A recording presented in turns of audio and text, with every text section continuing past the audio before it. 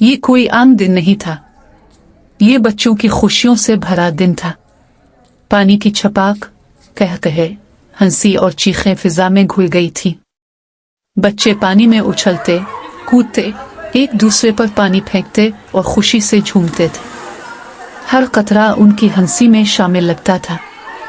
कोई डुबकी लगाता तो कोई जोर से छलांग लगाकर सबको चौंका देता।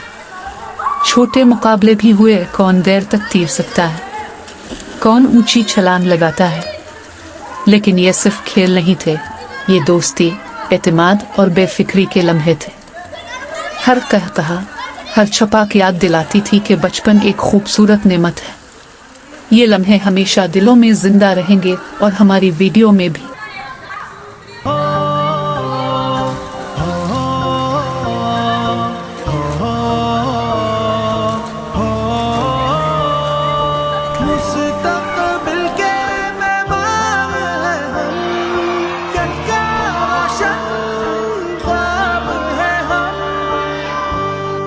सूरज है महताब है हम, कल का रोशन ख्वाब है हम। सूरज है महताब है हम, कल का रोशन ख्वाब है हम।